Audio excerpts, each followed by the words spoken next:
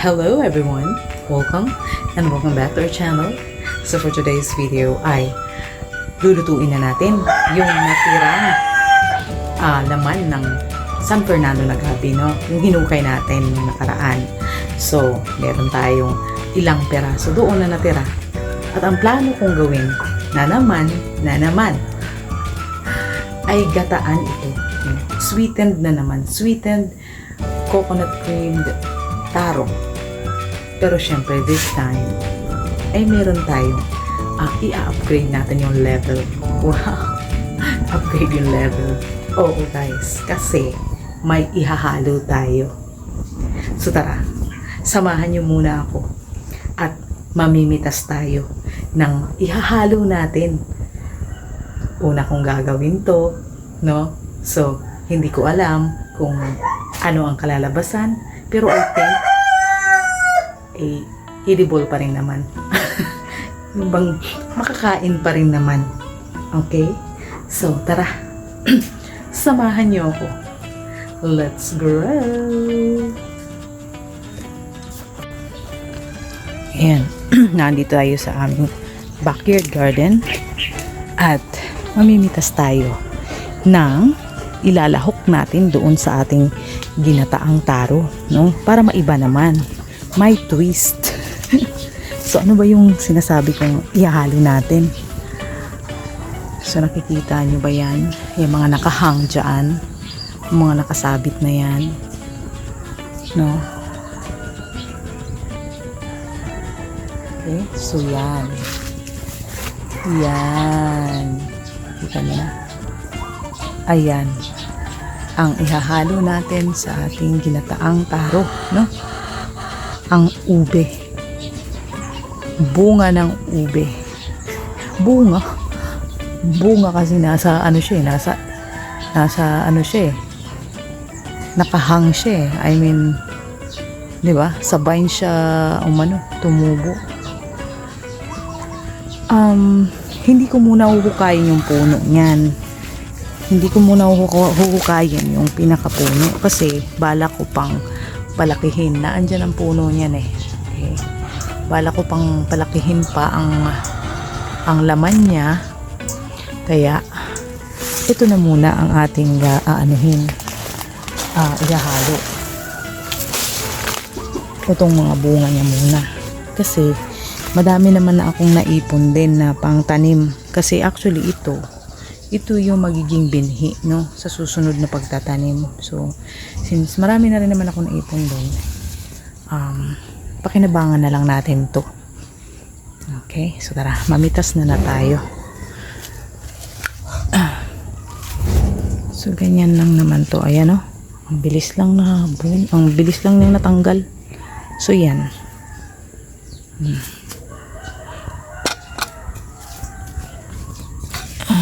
Wala tayong taga-hold ng ating Ayan.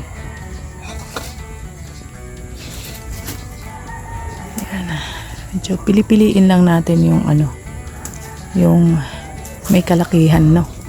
Kasi babalatan pa natin ito eh. Ay, medyo mahirap to balatan. Pang na lang yan. Pang pang binhi na lang yan. Yung mahirap balatan, pang binhi na lang. No, mga ganitong bilog-bilog. Yan. Imagine nyo yung patatas na maliliit.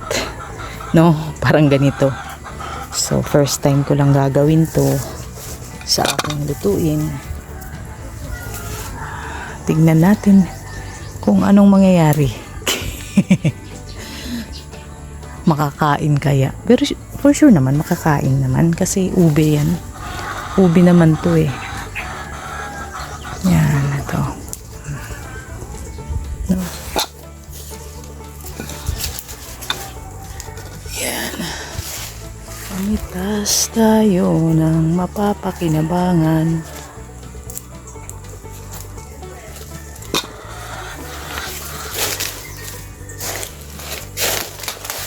At malaki sana kaya lang mukhang mahirap din siyang balatan, kaya hayaan na lang natin yan.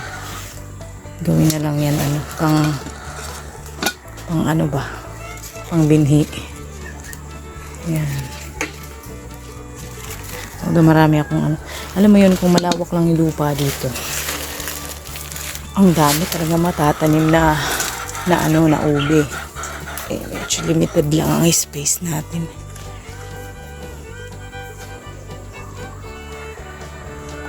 Ayan. Yung iba nga natutuyo na, oh. Yan, mga ganyan, pambinhi yan. Binhi. Gagawin natin pang binhi. Ayan, oh, ito malaki, oh. Wow. Nice one.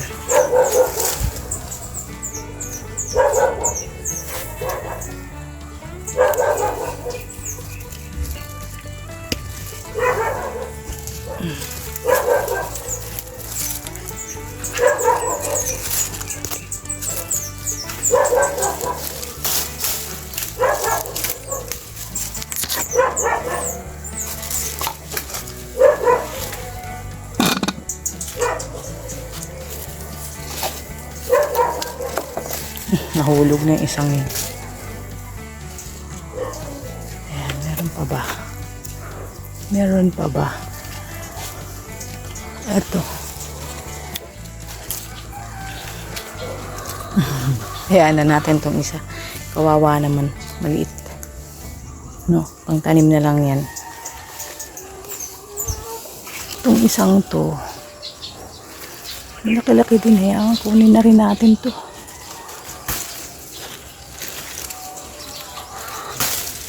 Ayan. Nakakatuwa naman kasi ayan, kasi ipitas-pitas pang ganyan.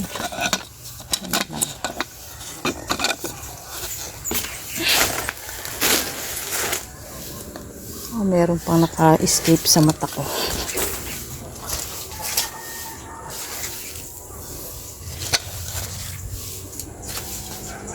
Para siyang ano eh.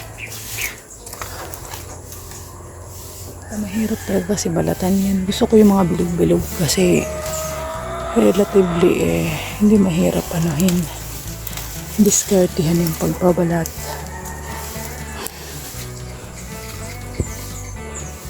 Mga bilog-bilog. Bilog-bilog. Yan. Para nga siyang maliliit na patatas. Ko. Ah, layo mo ha. Ayan. Ayan. So, meron pa ba dyan? Ayan. So, I think pwede na ito. No? Panghalo. So, tara, dali na natin ito sa loob ng bahay para mabalatan na natin. No? Okay, so mag-umpisa na tayong magbalat. Ayan, ito yung ating taro, no, nung nakaraan. Natira natin. So, ilang days na itong nakaupo. So, may ano na to 5 days na yata nakakalipas. So, syempre, habang tumatagal yan, mangunguluntoy na rin talaga, no? May mga mangunguluntoy na dyan. So, bago patuluyan itong masira, no, ay lutuin na natin. So, at saka, ito naman, ay yung napamitas natin sa ating backyard garden. Ang mga nakasabit, ang mga bunga, bunga ng ube. Bunga kasi, nasa taas hindi yung laman. Dahil yung laman, ayoko munang hukayin yon dahil bala ko palakihin pa siya. Wala pa namang 1 year old yung aking tanim na yun. Pero since namunga na siya, itong mga bunga ay ito yung magiging binhi para sa susunod ulit na pagtatanim. Pero madami naman akong naipon na rin na itabi na pangbinhi, no? So, itong mga natira doon, bumawas lang naman tayo. Marami pa rin nakahang doon. So, ito ang ihahalo natin. First time, sabi ko nga ay first time kong gagawin ito, at ang nakapagbigay sa akin ng idea nito is si Ka Freddy's Treasure, no? Visit his channel, guys. Sabi niya, nung one time nag-post ako ng shorts video about this, sabi niya, masarap daw tong lagain. Masarap din daw ihalo sa mga sinigang, ganun. So, doon ako nagka-idea na, ay, pwede pala itong kainin. Kasi para din itong patatas. Parang ganun, no? Yung ganito. Nakahang. Yung naging bunga niya ng ube. So, okay. So, balatan na natin, no?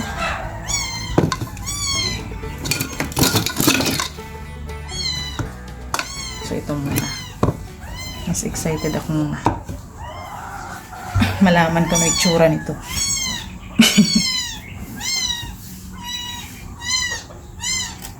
Ayun, no, guys.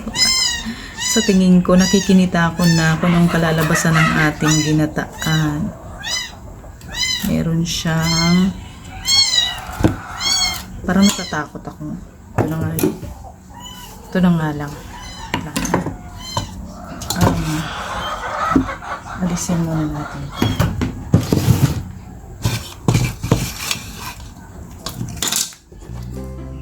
Tingin ko mas maganda to. Ayan. Wow! Ayan. So, ang ganda ng kulay niya, no?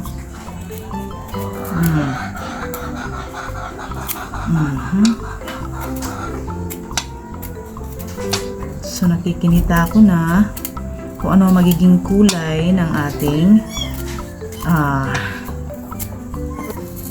tawag dun, kakanin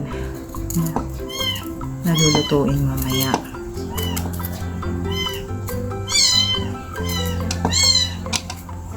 Sa tingin ko, dahil ito pa lang, pagbabalat pa lang mahaba ng video ko, baka maging serye ulit ito. So we'll see. Ito maging ilang parts ulit ito, no? So, naka-series ang ating ano ngayon. Naka-series ang ating mga videos ngayon.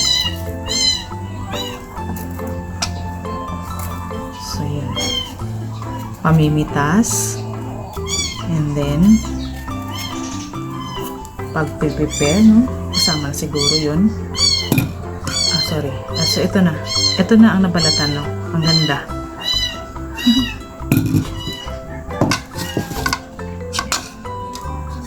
Yung pag-prepare nga, kasama na yon, yung pamimitas at saka pagbabalat.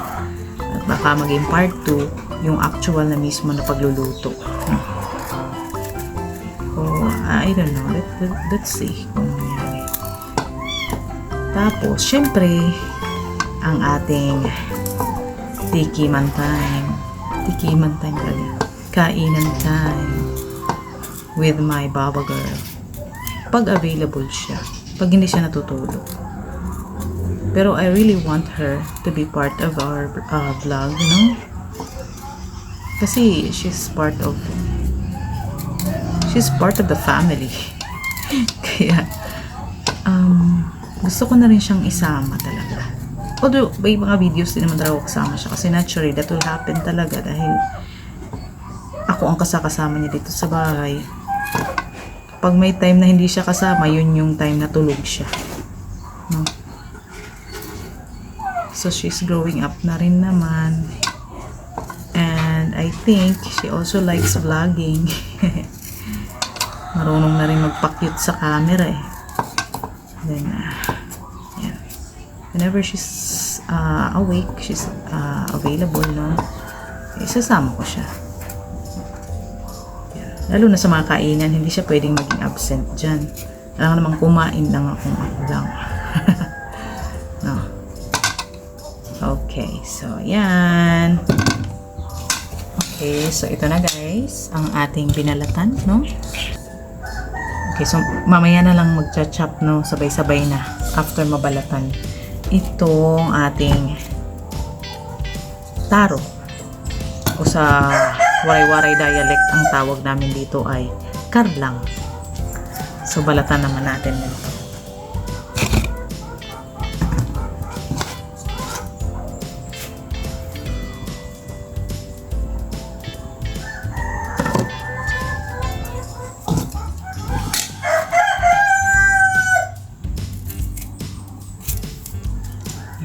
Isasandal ko na lang ito kasi ano na kuluntoy na eh. Kumuluntoy na. Excited na ako sa magiging itsura ng ating ano. Wait. Ito na gamitin natin kasi mas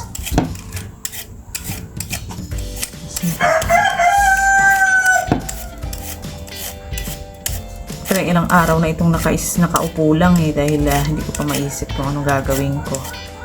And then pumasok na lang din sa aking isipan yung idea na what if gawan natin ang twist. Gawan natin ang twist. Lagyan natin ang ube, no? Ube na yung bunga, hindi yung laman.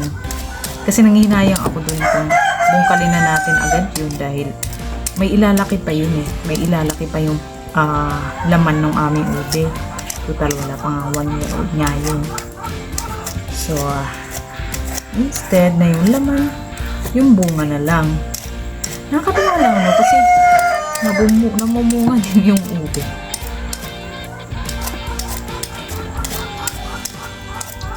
At mamaya malalaman natin kung ano ba talaga ang magiging lasa nito. Pero natikman ko na kasi yung ube na laman ano, nung nakaraan pang mga video matagal na. 2 years ago na yata yung video na yun. Na although hindi siya long video, ano siya, short video lang. Na kumain kami nga. At that was my first time to eat ng ube na nilaga. Okay, kasi noon natitikman ko lang na ube ay ano yung ano ba halaya. Ube halaya pa lang ang natitikman ko noon. Well, syempre masarap ang ube halaya. Ngayon wala akong idea na kapag pala ang ube nilaga mo lang, masarap pa rin pala. Masarap din siya. Actually parang kalintulad nga siya ng ano eh, ng taro. Parang ganun din ang kanyang texture nung ano niya, nung laman niya, no. Tapos, ang ginawa namin, since nakalaga lang, ang asawa ko, mahilig yun sa matamis.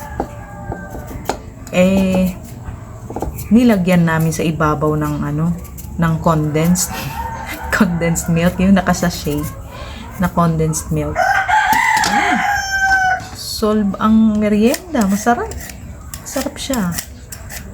Natutuwa ako dun sa ano, yun yung laman kasi hindi ko na-expect na ganun eh. Kaya, I was surprised and very delighted na ganun pala yun. Kaya yun, nagtanim ako ulit. Ayan na nga ngayon, yung puno na yun. Actually, marami akong tinanim na ganito. Pero, yung iba, hindi nag-survive. Sa panahon na tag-ulan ko kasi tinatanim. May iba kasi na, ano, na nalulusaw.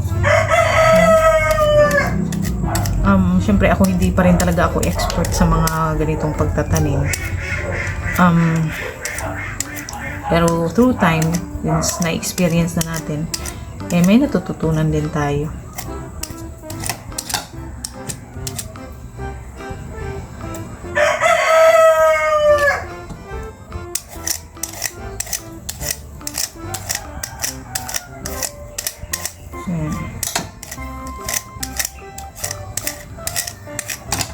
So, yan ang kagandahan talaga pagka meron kang mga ano na-harvest dyan sa mga tanim-tanim eh. No? Gaya nito. Wala naman tayong pang merienda mamaya. Pero syempre, sa ngayon, hindi pa zero cost ito dahil ang aming buko, puno namin na coconut ay hindi pa namumunga. Pero kung mamumunga na yun, edi ang gastos na lang yung sugar. Paano na lang kung pati sugar may tanim, sugar cane, no? Kung may sugar cane ka, may tanim ka, no? O kaya yung ano, yung nipa. Kasi yung nipa pala, may sap yun, may sap. Merong yung bulaklak nun, ano ba, parang pa-explain. Yung ano nun, yung bulaklak nun, pwede kang maka-extract doon ng juice, no? Pwede kang maka-extract doon ng juice. na ano daw yun, maganda daw yun hina-harvest pag madaling araw pa lang. Kaya mabilisan ng ano doon, ang pag-harvest yata, ganun. Kasi mangangasim daw yun. Tapos yung ano na yun, yung juice na makukolek doon sa bulaklak ng ano, ng nipa tree, eh, niluluto yun. At yun ang nagiging panutsa. Ano yung tawag doon? Panutsa. Kalamay. Sa Bisaya kasi, sa waray-waray kasi yung kalamay, yun yung matamis siya. Matamis siya na ano, na pwede mo nga i-substitute sa asukal. So yun na nga, kapag meron kang tanim na nipa, edi hindi mo na po problemahin yung asukal. Pwede ka na makapag-harvest ng juice from the sap. Ng juice mula dun sa bulaklak niya. Makagawa ka na ng pampatamis sa yung mga lutuin, no? Panutsa. Diba? So, yan. Ganyan. Okay, guys. So, ngayon, itutuloy ko lang itong pagbabalat dahil mahaba talaga ang ating oras sa, sa video nito. Dahil mabagal ako kumilos eh. Mabagal ako magbalat.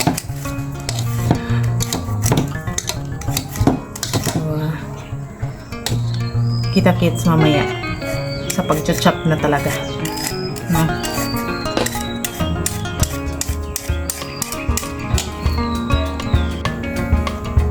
Okay, so ayan na guys, tapos na tayong magbalat. Bali, itong balat, no, ng ating mga ingredients ay hindi pa rin ito masasayang dahil ang gagawin ko dito ay isasama ko ito mamaya pag mag-shred na ako ng mga gulay, no, para madurog din siya at maging parte siya ng ating chicken feed mix, no, gagawin mamayang hapon. So ito na ngayon ang ating nabalatan na ube at taro na San Fernando o yung tinatawag na karlang sa waray nun, ng mga waray nun. Okay, waray dialect. So ito ay i-chop na natin.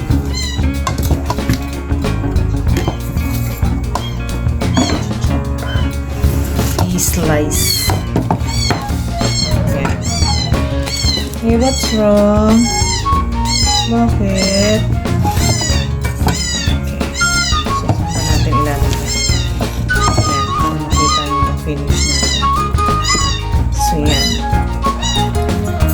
Mamaya, sabay-sabay na itong hugasan. Wow, ganda oh. Wow, ang ganda no. Ang ganda niya.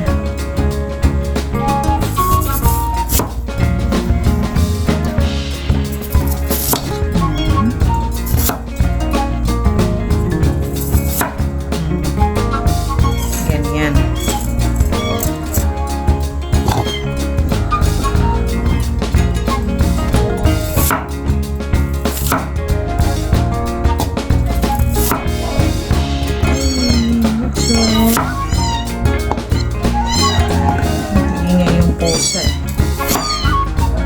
KitKat namin yan. Nandun siya sa may tulay, tinapon siguro siya. Ngayon naawa naman ako. Kaya ang dami na ng ating pusa.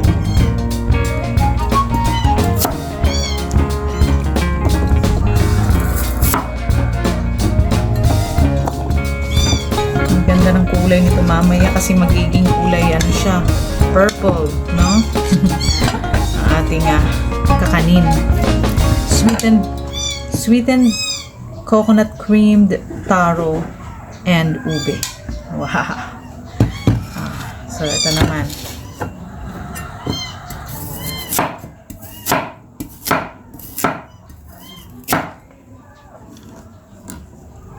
Kukuluan natin to ng medyo tagal-tagal din. Para talaga malambot, no?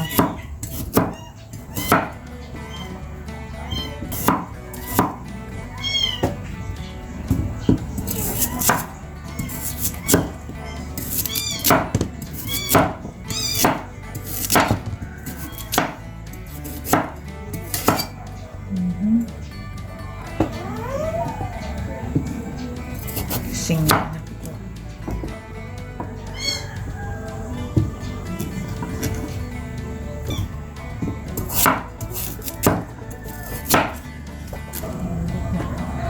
Okay, so tapos na tayo mag-chop guys ng ating dalawang main ingredients, no?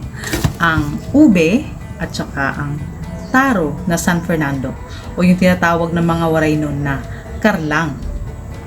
So, ang gagamitin nating gata ngayon ay ito pa rin, si Kokomama. Dahil malayo kasi ang bilihan ng natural na coconut. Okay?